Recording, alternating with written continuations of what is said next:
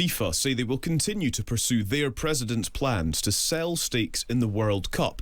Yesterday, UEFA, the body for European teams, said they'd boycott all of FIFA's competitions until plans are withdrawn. Well, in a statement, FIFA say, "We have heard the feedback provided by the respective confederations. We respect the feedback and concern it in public. Our planned consultation process was disrupted by incorrect media reports. We will proceed with this process to ensure that each member association can express its vote based on facts." The news was broken accurately by The Times. Let's discuss all of this with Toby Gilles, sports journalist. Morning, Toby. Good morning. Very good to speak to you. So first of all, FIFA's response this morning. Basically, they're carrying on, which is perhaps unsurprising given, well, how they behave basically all of the time. Yeah, it's our fault, isn't it? All of us in the media are to blame for the problems that have been caused by FFE coming about. I mean, as you say, I can't think that this is too much of a surprise, because the sense that I've had really since UEFA released this extraordinary statement yesterday and effectively launched football into this global civil war has been that not only is this likely to bring down FFE, Gianni Infantino's incredibly controversial plan to sell off stakes in the World Cup and the rest of FIFA's tournaments as well, including the Club World Cup, which I don't think can be forgotten, and we can come on to that if you want later, is that, not only does it kill that off, I actually think it's probably the beginning of the end for Gianni Infantino as FIFA's president as well, and that the creation of this, effectively in secret, has just not been thought through. The reaction to it, the strength of feeling against the idea of selling the global game to people whose priorities are not the game, but who are financial returns, was always going to be such that pretty much every continental association like UEFA, like CONCACAF that you've just mentioned, were going to be against it as a whole. The larger football nations, the ones that are really important to the financial gains that FIFA were hoping to get from this, were always going to be against it. And it was going to be so strong that Infantino's whole position was always going to be in jeopardy too. Yeah, so they're pressing ahead, FIFA. I was kind of looking through the statement from FIFA this morning. All they say about the UEFA and CONCACAF declaration that they will not participate in any FIFA tournament until this plan for FIFA Forward Enterprise, selling off the World Cup, until that's withdrawn. All that FIFA say about this is, we respect the feedback and concern aired in public and reaffirm our commitment to an open and democratic consultation. But Gianni Infantino has publicly backed the idea of FFE, of this plan to sell off stakes in the World Cup. I actually, Toby, if I'm honest, I'm slightly confused about what will happen next. So FIFA continue the consultation, but with whom are they consulting?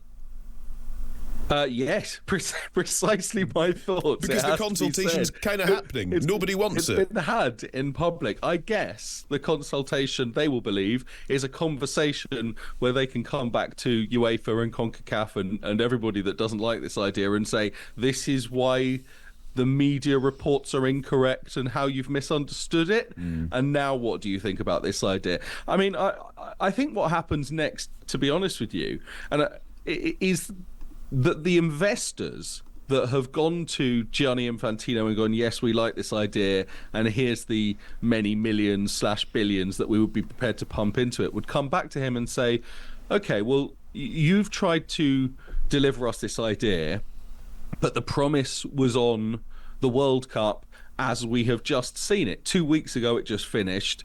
It had 6 Europeans in the last 8, 3 Europeans in the last 4, and a European winner. I am assuming that when he sold the World Cup to these potential private investors, he said, look at what you're getting. You can see it in action right now. But in future, we now know, unless UEFA are bluffing, which I can't see, that they've come out this strong and then just go, oh, actually, we don't like the idea of pulling out at all. We're not going to boycott. You know, he's now selling an entirely different product, not involving the most powerful nations on the planet, bar Argentina and Brazil. Yeah, and that's a fair point, is they are, I suppose, withdrawing the quality of the product, which makes it a far less attractive investment proposition. My other question on this, Toby, is Gianni Infantino wants to do this. He says, the kind of position is that it would pump money into football, billions of dollars, as you say, and the idea, of course, is that might work its way down towards clubs, grassroots football, etc. I imagine Gianni Infantino would get quite rich in the process. Now, my question here is this.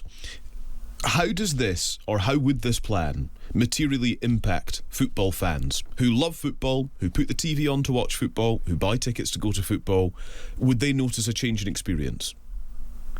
The control would be lost by football people, by the people who, at least in theory, and it's pretty controversial to say this because so frequently we say as football fans that we are being forgotten, that we are the last people that that the governors of the game are actually interested in keeping happy. There is a huge amount of money awash with the game, particularly the club game. I do think that's important because FIFA have been trying to get a bigger stake in that particular pie with this enlarged Club World Cup that we saw the first iteration of a couple of years ago that Chelsea ended up winning, slightly surprisingly, because really the European club game is where there's huge amounts of money, more money than the international game, really, partly because of the scarcity of the international game, of course, and the World Cup only being every 4 years.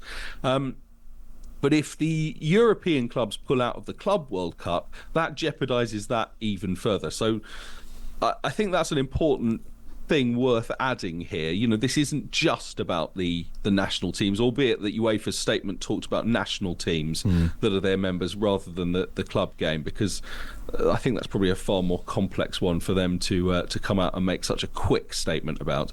But in terms of what the fans want, I think it's quite simple. If we lose control of the game itself, and if it starts being run by people whose priority is returns rather than what the game looks like, how it feels, and everything that goes with it in terms of sort of community aspect as well, then we are going to start seeing more games, more competitions, more demands on players who are already overworked by practically every single metric. I think even the quality of the game on that basis goes down. So we are going to be frustrated with what has probably hit its heights in terms of what athletes are possibly capable of at the moment, and they will be worked to the bone beyond what we're already seeing as well. I cannot see a positive out of this. Right. Toby, thank you very much. It's good to speak to you this morning. Thank you. Thanks, guys. That is sports journalist Toby Gilles. I mean, it's worth noting that UEFA's statement last night was unanimous. It was unequivocal. Quote, no UEFA national teams will participate in any FIFA competition for so long as these proposals remain alive. So they want the process to just stop dead now. FIFA say the process is going to continue by way of this consultation, although, as we were just discussing, you could argue the consultation is, well, pretty loud and clear. Yeah, I mean, it's this part of the statement that is the bit that is most hard to swallow. Nobody is selling football. Yeah. That's not something FIFA would ever entertain. Then what is the consultation process entertaining? And like we said before, the time pressure is really acute because the 5th of September we have the next tournament that so supposedly would have been boycotted. So that's not very much time to find a compromise. Yeah, that's the Women's Under-20 World Cup. And then on the kind of longer term horizon is the Senior Women's World Cup, which is in Brazil next summer. But qualifiers for that are due to take place in the autumn, this autumn. And so actually the sort of reality of a boycott is, what, a couple of months away at most? So they've got a couple of months to try and work all of this out. Yeah, I mean, after a summer that was... Often when we talk about these tournaments, there's the upset before, and then the game starts, the football starts, and we're sort of not worried about it. Yeah. With any major sporting tournament, for example. But I think a couple of things. The hydration breaks really stuck in people's throats. It's so visceral, the hydration break is. It's so obvious as a demonstration of what's going on. The overturning of the red card caused big one. Sort of, I think, not in America, but for other countries, caused sort of absolute outrage. And then this, and the timing of it all, to sort of get through the World Cup, and then boom, we found out. Martin Ziegler finds out.